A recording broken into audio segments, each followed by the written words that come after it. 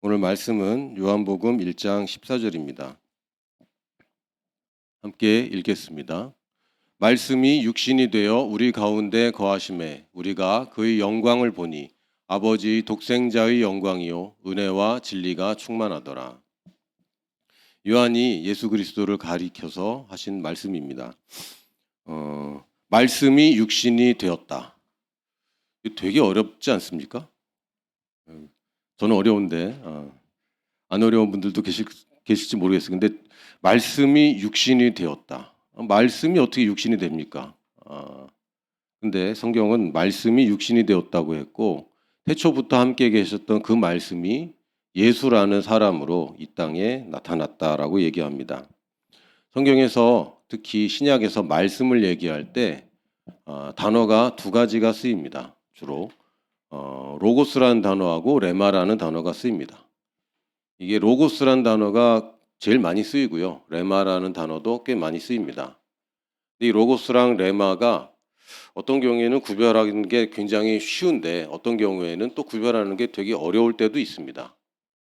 그래서 모든 인용문마다 다 조사를 한다면 너무 어려울 것 같고요. 대략적으로 로고스란 단어와 레마란 단어가 둘 다 영어로도 word라고 또 한국말로도 말씀이라고 번역되어 있는데 두 단어는 좀 다른 편입니다. 로고스라는 말은 더 많이 들어보셨을 거예요. 이 단어가 로직이라는 단어의 원형입니다. 그래서 원래 로고스는 말씀이긴 말씀이라고 번역할 수 있는데 좀 더 구체적으로 더 들어간다면 어떤 법칙이나 원리 쪽으로 생각해야 됩니다. 그러니까 누구의 말이 내 말이 이렇게 형성화되어 육체를 입고 인간이 되었다라는 거 아니라 하나님의 질서, 하나님의 원칙, 하나님의 원래 가지고 있던 법칙, 그 가치, 그 논리가 이 땅에 구현된 분이 예수님입니다. 그래서 오늘 읽은 요한복음 1장 14절의 말씀은 로고스란 단어입니다. 또 로고스란 단어는 객관적인 경우가 많고요. 객관적으로 기록되어 있는 말씀. 그래서 로고스를 단지 기록된 말씀이라고 번역할 수는 없습니다. 성경에 객관적으로 누구에게나 보편적으로 주신 말씀을 우리가 로고스라고 볼 수 있고 이걸 실생활에서 좀 더 비유를 하자면 우리가 어떤 선수와 경기가 있을 때 경기에 규칙이 있습니다. 이 규칙을 모르면 저희가 승리할 수가 없죠. 규칙을 알아야 규칙대로 하게 되는 거고요. 그 규칙이 있을 때에 그 경기를 잘하는 또 원리들이 생기게 됩니다. 그 축구 경기의 원리와 야구 경기의 원리는 다릅니다. 야구 선수들의 몸을 보면 운동선수 같지 않은 사람들이 가끔 있어요. 왜냐하면 운동 규칙이 다르기 때문에 계속 뛰는 것이 아니라 잠깐 뛰는 경기 아닙니까? 어떻게 보면. 그러다 보니까 원리가 다릅니다. 그러니까 야구에서는 잘 던지고 잘 받고 잘 때리고 잘 뛰고 이게 가장 중요한 거겠지만 축구에서의 규칙은 손을 사용하지 못하기 때문에 원리가 달라집니다. 잘 던지고 이런 것들은 별로 중요하지 않고 잘 뛰고 잘 달리고 그래도 계속 뛰는 것보다 폭발적으로 빨리 뛰는 게 중요하겠죠. 장거리 달리기와 단거리 달리기의 규칙이 다르기 때문에 그 원리도 다릅니다. 그래서 로고스라는 말씀을 우리가 받아들일 때는 어떤 기본기 같은 기초 체력 같은 그런 느낌으로 받아들여지고요. 레마는 하나님의 입에서 지금 나에게 하시는 말씀 이렇게 받아들이면 되는데 TPO라는 단어를 좀 쓰는 사람들이 있더라고요. TPO는 Time, Place, Occasion. 그래서 보통 이거 옷 입을 때 이제 주로 많이 쓰는 단어입니다. 시간과 장소와 경우에 따라서 옷을 잘 입는 거 이걸 TPO에 맞춘다 이렇게 표현을 하더라고요. 그 레마라는 것은 이미 하나님의 질서와 원칙은 있습니다. 근데 오늘 나에게 필요한 게 있거든요. 오늘 나에게.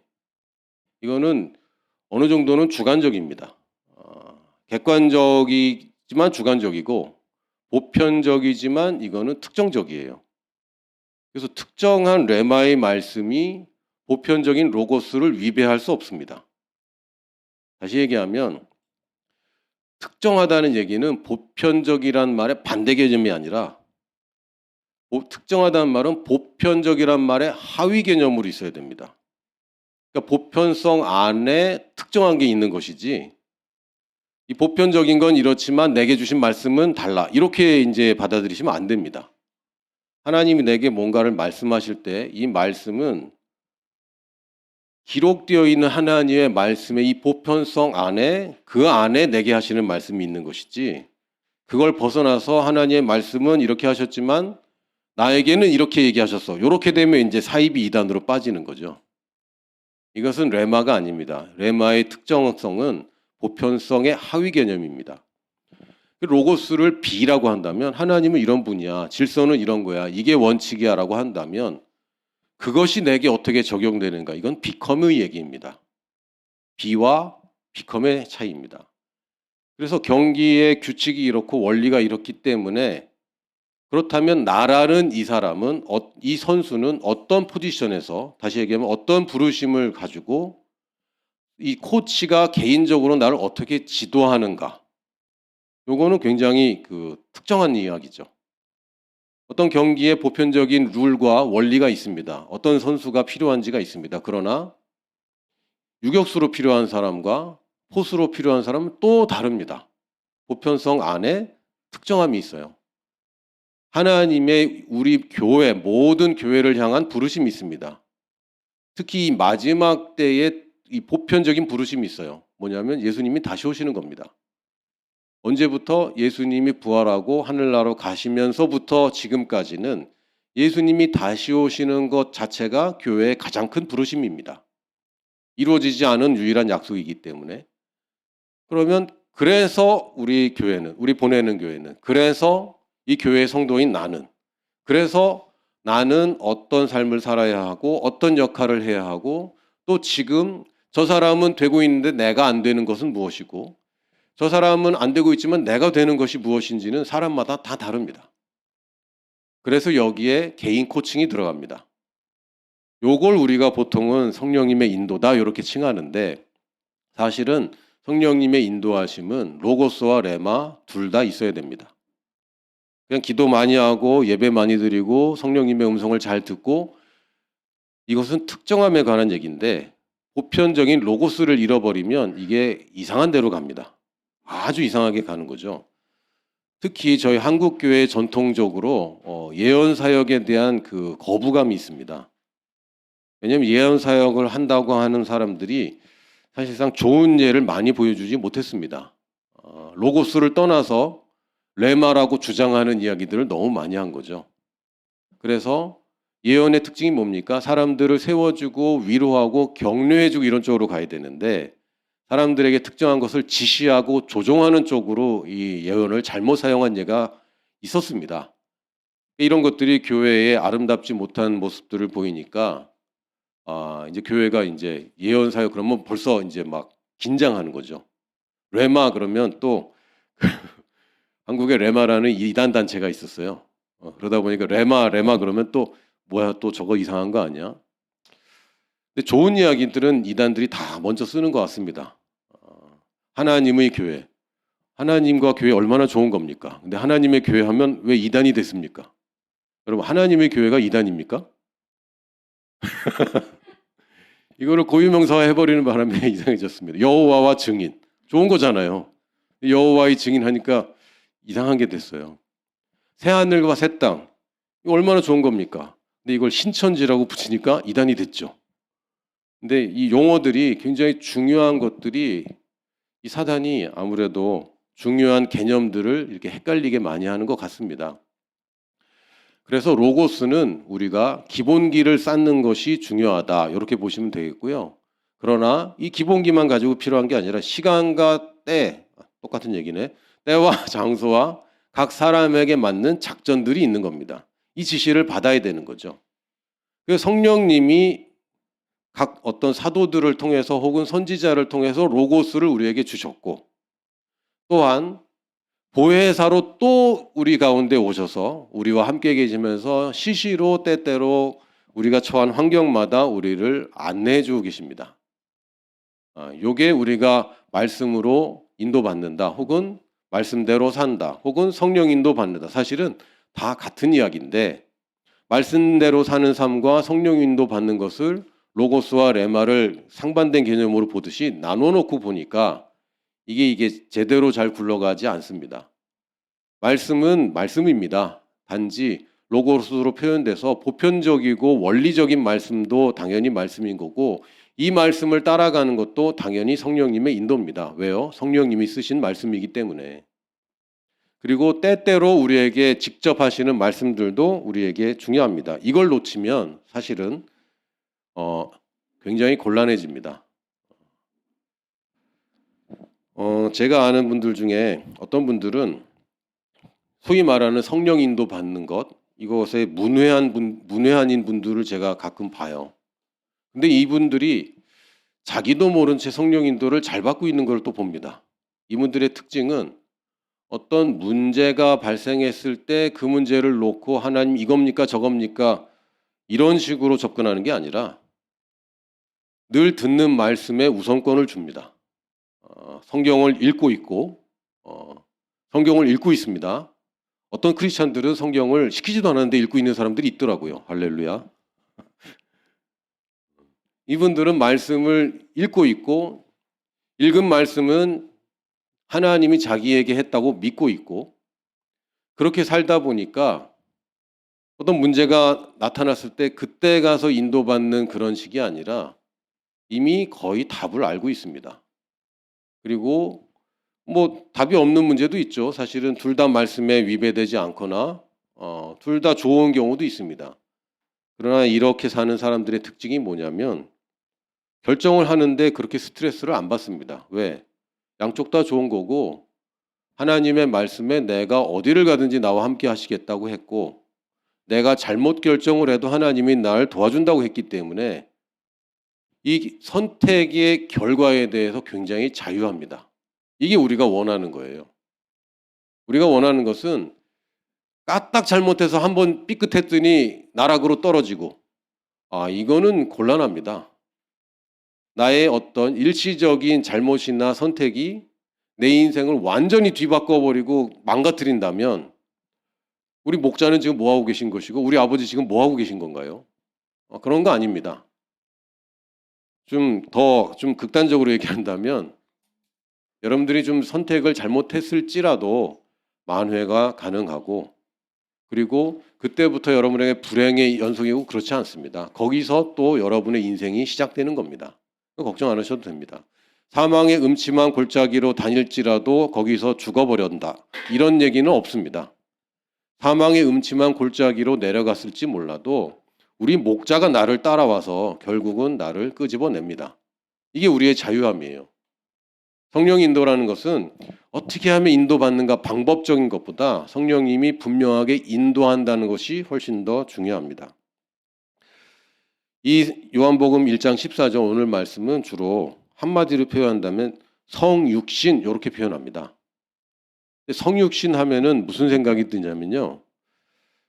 특히 이제 선교계에서 성육신 선교하면 아무리 못 살고 아무리 낙후된 곳에 가더라도 그 부족과 똑같은 모습으로 산다. 요거를 이제 성육신 선교라고 이제 지칭합니다.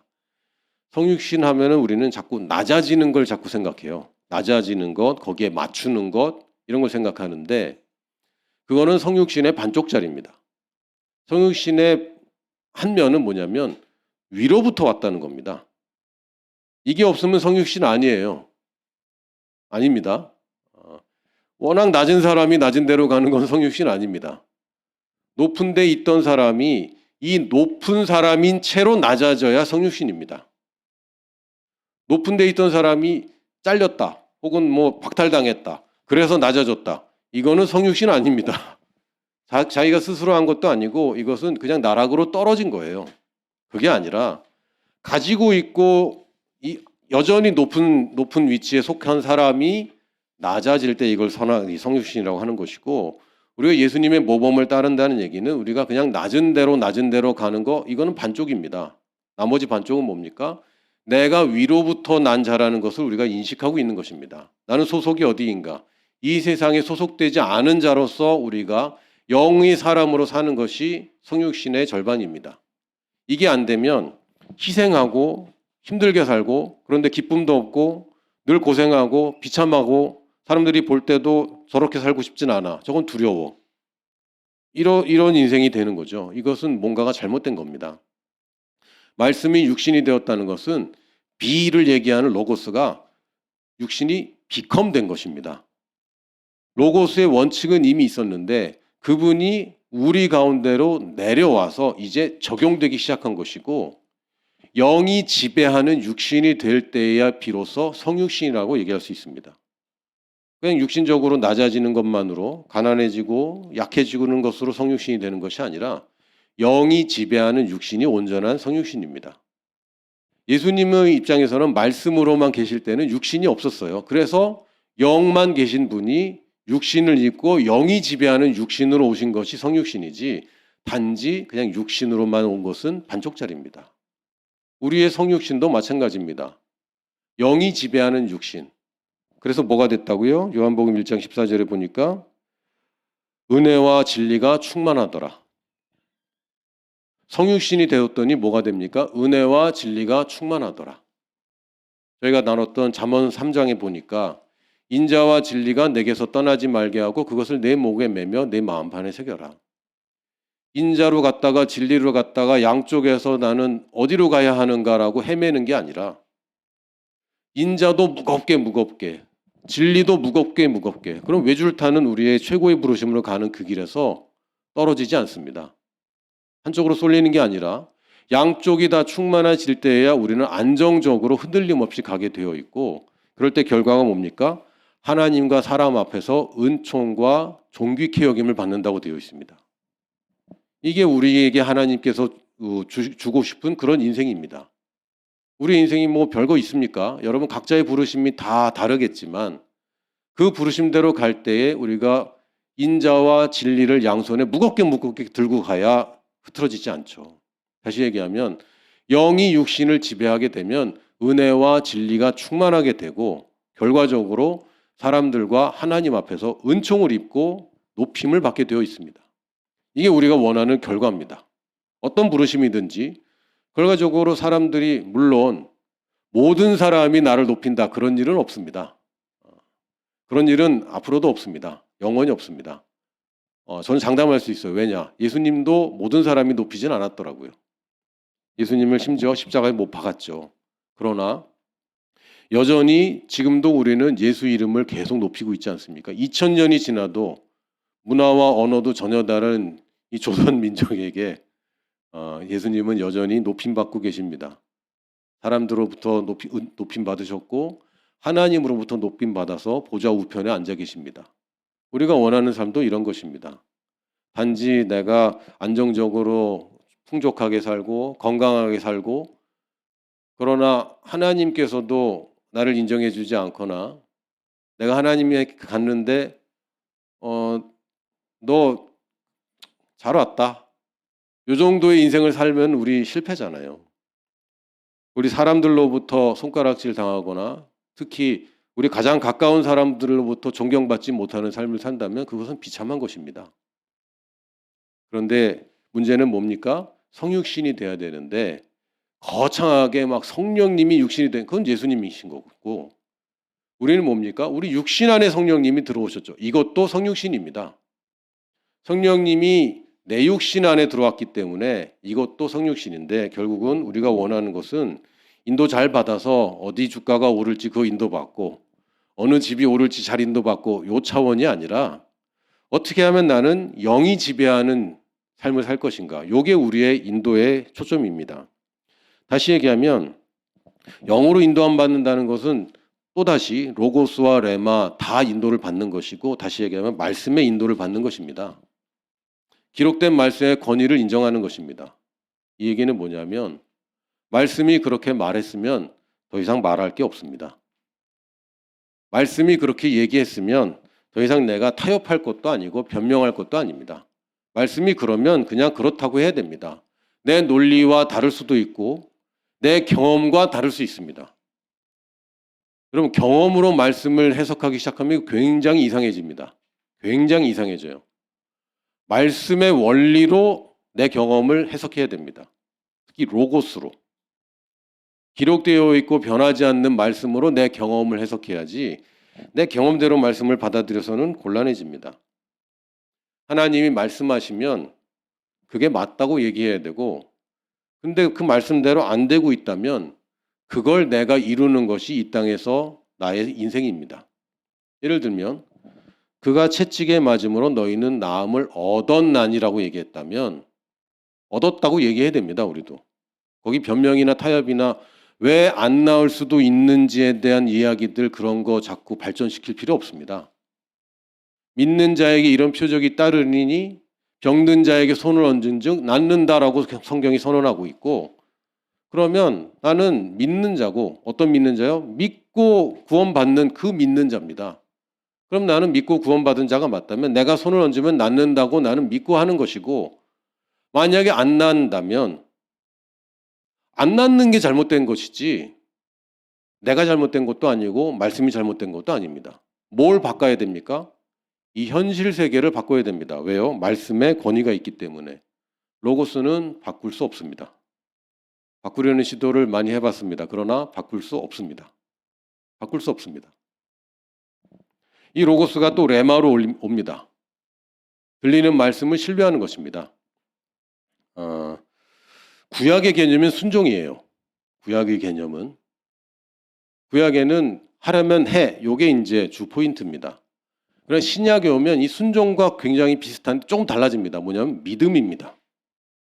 이건 약속이 있는 말씀인 것이고, 이 말씀대로 하면 된다는 믿음으로 사는 것입니다. 그냥 말씀에서 안 돼도 순종해야죠. 요거는 구약적인 율법적인 사고입니다.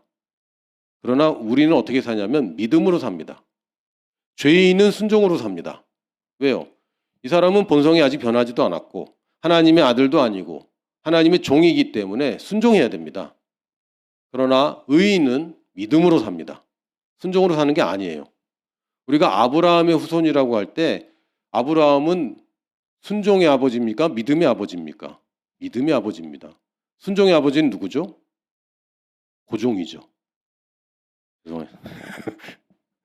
잘 모르시나 봐요. 조선 왕조에 보면 고종이 순종을 나왔습니다. 네. 농담이고요. 우리는 들리는 말씀에 순종해야 된다는 개념이 아닙니다. 이거 잘못 생각하면 이거는 신뢰하는 겁니다. 신뢰하는 거예요. 이게 맞고 이대로 하면 내가 잘 된다라는 걸 신뢰하는 것이지, 나는 싫지만 하나님이 이렇게 얘기하니까 나는 순종해야지, 이런 게 아닙니다. 로고스가 확실해지면요, 레마 쪽에서 굉장히 귀찮아집니다. 그 집안에 누군가와 제가 다툼이 생기면, 누구라고 얘기하지 않겠지만 누군가와 갈등이 생기면 성경 말씀에는 연약한 그릇으로 알고 더 사랑해라, 이것밖에는 다른 얘기가 없습니다. 판단해라, 정죄해라, 심판해라, 잘잘못을 따져라, 이런 얘기가 없고, 로고스로 알고 있는 그 말씀이 나한테 레마로 자꾸 오는 거죠. 사랑은 오래 참고. 일단 오래 참는 거야. 거기부터 걸리더라고요. 일단 오래 참아야 되는데 이게 레마로 막 옵니다. 그럴 때 반응은 뭐냐면 이게 성공의 길이야, 이게 좋은 길이야, 이걸 믿음으로 취하는 것이지, 하나님 내가 요번 한 번 더 내가 참는다고, 내가 참아준다고, 이런 개념이 아닙니다. 자기가 무슨 희생하는 것처럼. 아닙니다. 하나님 여러분 희생시킬 정도로 하나님 그렇게 부족한 분 아니고, 하나님 여러분 희생시켜서 얻을 만큼 탐욕스러운 분도 아닙니다. 하나님이 나에게 지금 로고스의 말씀을 레마로 떠오르게 하는 것은 나를 위한 것이지, 그걸 우리가 신뢰하면 믿음으로 취하는 것이고요. 그럼 레마를 우리가 살기가 쉬워집니다. 신뢰하십시오. 하나님 뭐라고 말씀하시든 신뢰하세요. 그리고 신뢰라는 얘기는 여러분이 단지 그냥 떠오르는 말씀뿐만 아니라 오늘 읽는 말씀을 신뢰하시고, 성경에는 늘 로고스가 가득 차 있습니다. 그러나 왜 이걸 내가 오늘 읽을까? 오늘 읽는 말씀을 신뢰하시고, 아침에 시간과 장소를 떼어서 우리가 구별할 때 주시는 말씀을 내가 신뢰하는 것이고, 이 목사라는 사람과 이 목사를 신뢰할 수는 없겠지만 목사가 전하는 말씀을 신뢰하는 것입니다. 저희 인격이나 또는 저의 태도나 이런 걸 신뢰하는 게 아니라 이 사람이 전하는 말씀을 나를 위해서 하나님이 준비하셨기 때문에 이것을 신뢰하는 것입니다. 그래서 구약에서도 역대하 20장 20절에 보면 선지자를 신뢰하라 이렇게 얘기합니다. 여호와의 말씀을 신뢰하라. 당연하죠. 그러나 또한 선지자를 신뢰하라. 그래야 하면 어떻게 되느냐? 내가 형통케 된다 이렇게 되어 있습니다. 선지자를 신뢰하라. 그러면 고생 좀 할 거야. 아닙니다. 선지자를 신뢰하라. 네가 훈련이 될 거야. 이런 얘기가 아니라 선지자를 신뢰하면 내가 형통케 된다 되어 있습니다. 왜요? 선지자를 통해서 하시는 말씀은 선지자를 위해서 주시는 말씀이 아니라 듣는 우리를 위해서 주시는 말씀이고 그것은 나를 형통케 하기 위해서 주시는 말씀입니다. 그러면 선지자를 신뢰한다는 건 선지자의 입경을 신뢰하는 게 아니라 선지자가 전하는 말씀이 오늘 내게 하시는 말씀이라고 레마로 받아들이는 겁니다. 싫어도 이해 안 돼도 의견이 달라도 일단 받아들이는 겁니다. 이 연습을 하셔야 됩니다. 어떤 경우에는 이해가 안 되죠. 어떤 경우에는 내가 알고 있는 것과 전혀 다른 얘기할 때도 있습니다. 제가 가끔 물론 뭐 가야 되는 데는 가야 되지만 가도 되고 안 가도 되는 그런 집회나 그런 모임에 제가 갈등을 합니다. 그래서 이성적으로 생각하면 거기 가서 건질 거 하나도 없어. 거기 가서 들을 거 하나도 없어. 또 율법적인 얘기와 전통적인 이야기들만 계속 할 거야. 이게 제 이성입니다. 제 지식과 제 경험인 거죠. 그러나 하나님께서 뭐 그래도 가라 뭐 이렇게 크게 얘기하는 것도 아니고 그래도 마음에 그냥 감동이 슬쩍 그래도 가는 게 좋지 않을까 이런 마음이 살짝 생깁니다. 그래서 가면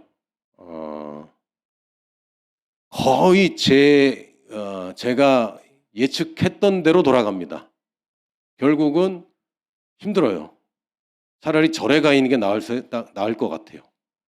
아예 다른 얘기를 하면 다르다고 얘기하는 저건 저 사람들이 저렇게 생각하고는구나 그러는데 비슷한데 살짝 다른 얘기들 자꾸 하면요 너무 힘들어요. 그런데 재밌는 것은 뭐냐면요. 그런 곳에서 저에게 가장 중요한 메시지들을 받았습니다. 신기한 것은 제가 전혀 생각하지도 못했던 분야, 내가 관심 없던 분야에서 저의 앞으로의 사역, 20, 30년에 걸친 사역의 방향들을 수정하는 것은 대부분 그런 장소였어요. 하나만 건지면 되는 거잖아요. 하나만. 근데 그 하나를 건지더라고요. 언제? 내가 그 말씀을 신뢰할 때. 싫어도 이해 안 돼도 의견이 달라도 신뢰할 때 이것이 나에게 좋은 것으로 옵니다. 그렇다고 여러분 분별 없이 모든 것을 아멘으로 받아들여라고 얘기하기는 힘듭니다. 여러분이 신뢰하되 검증은 해야 됩니다. 신뢰한다고 맹목적으로 맹신하라는 얘기 아닙니다. 그 말을 신뢰하되 여러분이 알고 있는 성경에서 그 말씀을 확인하시고 꼭 검토를 꼭 해보시기 바랍니다. 덮어놓고 그냥 이렇게 몇 구절 이어붙인 것 가지고 이렇게 하시면 안 돼요. 그리고 속기 쉬운 게 뭐냐면요. 논리적으로 잘 설명하다가 어느 순간에 비약하는 이야기들이 있습니다. 사실 여기랑 연결고리가 없어요. 근데 논리적으로 잘 가다가 하나만 점프하거나 이러면 사람들이 이 논리적인 연결고리가 없다는 것을 알아차리기 힘듭니다. 그래서 바로 결론으로 가버려요. 똑똑한 사람도 스마트한 사람도 이단에 빠지는 경우가 생기는 거예요. 왜냐하면 논리들이 어느 정도 진행됩니다. 근데 이것들이 부분적으로 다 단절되어 있어요. 그래서 안 맞는 얘기가 됩니다. 그런데도 그냥 듣다 보니까 그냥 끌려가는 거죠. 이 얘기를 할 게 아닌데 이건 부정적인 얘기인데 싫어도 이해 안 돼도 의견이 달라도 여러분이 일단은 받아들이세요. 그러면 뭐가 되냐면 이게 선제적인 대응이 됩니다. 걸려서 격리하고 지금 힘들지 않습니까? 그리고 아픈 사람을 치료하는데 얼마나 힘들어집니까? 먼저 선제적으로 대응하는 게 지혜입니다. 내가 문제가 생겨서 그때 가면요. 보통 어려운 게 아니에요. 내가 문제라고 인식하는 순간 내 혼은 벌써 답을 여러 개를 주고 있거든. 답이 하나다. 그러면 기도도 안 해요. 그냥 그걸로 결정하고 가는 거지. 뭐 두드려보고 이런 거 잘 안 하지 않습니까? 답은 자명하니까 그냥 하는 거죠. 언제 우리가 인도를 받아야 되겠다. 이거 기도해 봐야 되겠다라고 언제 그럽니까? 어떤 뭔가 선택을 해야 되는데 잘 모를 때. 잘 모른다는 게 답이 전혀 없다는 얘기가 아니라 답이 많아서 모르는 거죠. 그리고 바보가 아닌 이상 답이 여러 개가 혼해서 벌써 몇 개가 발생됩니다. 그러고 나서 들으려니까 오래 걸려요. 왜? 이게 다 잠잠해져야 되거든. 그렇게 할 게 아니라 미리 들어서요. 잘 차곡차곡 두면 거기에 맞는 문제가 생겼을 때 그냥 그걸로 딱 해결하면 됩니다. 미리 들어두면 얼마나 편합니까? 그죠? 요셉이 이집트에 끌려갔을 때 얼마나 고통스러웠겠어요. 이게 뭐냐? 도대체 이게 뭐냐? 근데 요셉이 가지고 있는 하나님의 미리 들어놓은 말씀이라고 하기는 좀 그렇지만 하나님이 보여주신 것이 두 가지입니다. 첫 번째는 꿈입니다. 어떻게 되든 하나님이 나한테 꿈을 주고 이건 이루어질 거야. 선제적으로 하나님이 가져주신 것을 붙잡고 살았죠. 또 하나는요. 아브라함에게 주신 약속입니다. 아브라함 때에 이미 내 후손이 이집트로 건너갈 거야. 거기 있다가 나중에 다시 가나안으로 나올 거야. 이렇게 약속을 주셨어요. 로고스의 말씀이 이미 있었습니다. 요셉이 그것을 알았을까요? 몰랐을까요? 알았겠죠. 아브라함이 이삭에게, 이삭이 야곱에게, 야곱이 12아들에게 주신 이 언약입니다. 요셉은 가만히 있어봐. 이때구나. 내가 이집트로 가는 걸 보니까 이때구나. 라고 예측할 수 있습니다.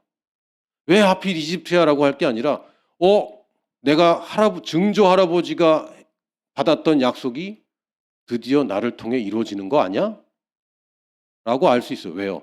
선제적으로 들어놓은 말씀이 있을 때 우리는 많이 힘들지 않습니다. 근데 쌓아놓은 게 없으면 때마다 힘들어요. 때마다 구별하느라 때마다 분별하느라 너무 힘든 거죠.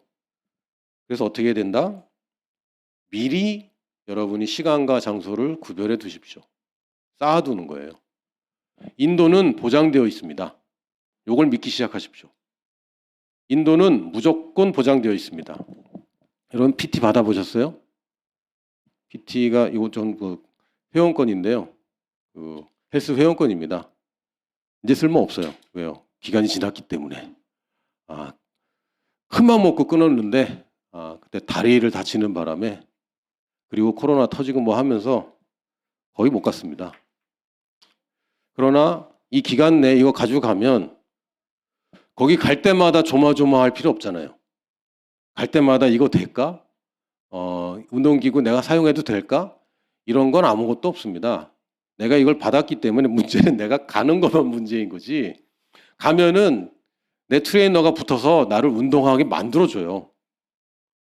그렇죠? 토 나올 때까지 이렇게 만들어줍니다. 이게 정상적인 것이고 우리는 이미 PT 회원권을 받았습니다. 보혜사 성령님의 약속을 받았습니다. 퍼스널 트레이너 맞잖아요. 개인적인 나를 도와주시고 나를 인도해 주시는 분. 그분이 성령님으로 내게 계시기 때문에 그분이 인도해 줄까 안 해줄까 걱정하는 것은 이상한 일입니다. 이건 보장되었고 단지 내가 가느냐 안 가느냐 이것만 남아있는데 가면 인도 받습니다. 무조건 받습니다. 여러분의 인도는 보장된 것입니다. 그리고 심지어는 여러분이 하나님이 큰 목소리로 얘기했는데 내가 못 들었다. 그래도 결국은 또 빠져나옵니다. 인도는 인도함 받을 수 있을까 없을까는 여러분이 의심할 필요가 없어요. 이건 믿음으로 인도함 받는다라고 얘기해야 됩니다. 성경이 뭐라고 되어 있냐면 내 양은 내 음성을 듣는다 그랬지. 내 음성 들어야 돼. 이렇게 얘기하지 않습니다. 내 양은 내 음성 듣는다. 그리고 또 하나님의 영으로 인도함 받는 사람이 하나님의 아들이지. 이렇게 얘기합니다. 이렇게 해야 이렇지. 하나님의 영으로 인도함 받아야 이게 제대로 된 아들이지. 우리가 제대로 된 아들이 아니라고 믿으십니까? 여러분 혹시 서자나 양자긴 양자인데 하나님의 본성 없이 그냥 대충 이렇게 호적에 올린 사람으로 생각합니까? 아닙니다. 아들이면 무조건 인도 받는 것이 기대되는 것입니다. 그러니까 인도 받아야 해. 어떻게 하면 받을 수 있을까? 어떻게 하면 잘 받을까라는 식으로 가지 마시고 나는 인도 잘 받게 돼 있어. 나는 오늘도 말씀을 듣고 나는 오늘 말씀을 선제적으로 난 들어놓을 거야 라고 여러분이 태도를 다르게 하십시오. 문제 생기기 전에 미리 받아두세요. 문제 생기기 전에. 그리고 선택의 때가 오기 전에 미리 받아두세요. 그러면 일이 쉬워집니다. 미리 드러났는데 뭐. 미리 하나님이 나한테 말씀해 놓은 것이 그대로 벌어지고 있는데 그것만큼 쉬운 게 어디 있습니까? 지금 그 라이브 경기를 보니까 조마조마하지 재방송 보는 거는 쉽잖아요. 즐기는 거죠. 이긴 경기하는 거랑 마찬가지고 시험이 왜 싫습니까? 모르니까 싫은 거죠. 모르니까 어렵다 그러고 시험 본다 그러면 막 스트레스 받고 안다면 그것만큼 재밌는 게 어디 있어요? 맞추는 건데. 게임이죠. 거의 게임이죠. 할렐루야. 시장 구매라고 제가 표현했습니다. 시간과 장소를 구별하자 매일. 시장 구매 외우시고 말이 좀 되더라고요. 지난주까지 제가 매일 시간과 장소를 구별하자 이렇게 했는데 조금 바꿔보니까 시장 구매가 됩니다. 시간과 장소는 여러분 각각 하는데 제 경험을 살짝 말씀드리면 이런 얘기 들을 때마다 전 너무 어려웠어요. 왜냐하면 특히 제가 전도사 시절에 저희 스승님이 시간과 장소를 매일 구별해야 된다고 계속 강조하셨거든요. 근데 담임 목사님은 자기 방이 있지. 난 어디 가도 내 방이 없는 거예요. 집에 가면 원룸이고 어디 갈 데도 없고 그 교회 출근하면은 그냥 다 같이 쓰는 사무실이고 어디 가도 내 방은 없고 시간도 늘 쫓기는 것 같고 특히 뭐 학생들이나 여러 젊은 분들이 시간과 장소를 구별하는 게 쉽지 않습니다. 나이를 먹을수록 시간과 장소를 구별할 수 있게 돼요. 그런데 어릴수록 시간과 장소가 이제 구별되기 어려울 수도 있습니다. 그럴 때는 좀 편법을 쓰는데요. 전에도 말씀드렸듯이 그 무슬림들은 양탄자를 깝니다. 그러면 이제부터는 기도 시간이고 이제부터는 여기는 뭐라 그럽니까? 사원이야. 뭐라 그러죠? 모스크야. 여기가. 그리고 돌 하나 놓고 메카 방향으로. 그게 끝입니다. 그러면 시간과 장소가 구별되어 버리는 거예요. 굉장히 지혜롭죠. 여러분이 그게 어렵다면 방석을 하나 좋은 걸 사세요. 이거 깔면 나는 늘 있는 데인데 이제는 난 아무도 방해하면 안 되는 시간이야. 이걸 가족들한테 얘기하십시오. 특히 원룸 쓰시는 분들 여러 가족이 방석을 하나 크고 좋은 걸 하나 사세요. 하나 까는 겁니다. 그걸 까는 순간 나는 잘 구별된 거야. 혹은 램프를 하나 켜도 좋습니다. 촛불까지는 좀 이상하고 그 사람들 옛날에 우리나라 사람들 뭐 기도하려면 촛불 켰잖아요. 그거 킨다고 뭐 대단해. 근데 촛불을 켜는 순간 이 시간과 장소가 다른 데는 다 어두운데 여기만 밝아져서 내 장소를 구별해 버리는 겁니다. 이런 장치들을 하는 게 지혜로워요. 뭐 촛불 켜라고 그러면 좀 그러니까 스탠드 하나를 좋은 걸 사세요. 그래서 그걸 딱 켜는 순간 나는 이제 시간과 장소가 구별된 데 들어간 사람. 이런 식으로 한다든지. 또 이제 매일 하는 게 좀 어려운 분들이 있거든요. 그럴 때는 이게 의지가 좀 안 돼요. 그 마음이 약해요. 마음이 약할 때는 성경이 가르쳐주는 그대로 하면 됩니다. 돈을 쓰면 됩니다. 돈이 있는 곳에 마음이 있다고 그랬거든요. 그래서 이 거꾸로 적용을 하는 경우가 있는데요. 빠지면 벌금 내고 그러면 이제 더 싫어져요. 그렇게 하는 게 아니라 내가 참석할 때마다 1,000원씩 헌금할 거야. 이런 식으로. 내가 참석하는 거를 월말에 계산해서 내가 1,000원씩 계산해서 선교헌금 더 해야지. 뭐 이런다든지. 뭐 1,000원이 힘들면 100원으로 한다든지. 여러분의 돈을 거기다 거는 겁니다. 그러면 재밌어집니다. 여러분 헌금하면 힘들 것 같죠? 좋아집니다. 기뻐지고 헌금을 늘려가는 것만큼 즐거운 게 없어요. 이런 식으로 여러분이 지혜롭게 작정을 하지 않으면 여러분은 시간과 장소를 구별하기 점점 어려워질 겁니다. 왜요? 일은 계속 생기고요. 몸은 왜 그렇게 매일 피곤한지 모르겠어. 아침에 일어날 때 많이 자도 피곤하고 적게 자도 피곤하고 왜 그런 거죠? 몸은 늘 피곤하다고 그러고 몸은 늘 그거 안 하고 싶어 해요. 그래서 이걸 타협해 버리는 순간 여러분은 또다시 옛날 스타일로 돌아가서 문제 생기면 기도하고 응답 받으면 쉬다가 이런 인생 살게 됩니다. 이런 인생은 사실 본받고 싶지 않아요. 그런 인생 살고 싶지 않습니다. 선제적으로 대응하셔서 나는 시간과 장소를 기필코 의지적으로 공을 들여서 구별을 하시고 올 한 해 승리하는 한 해로 삼으시기를 축원합니다. 아멘.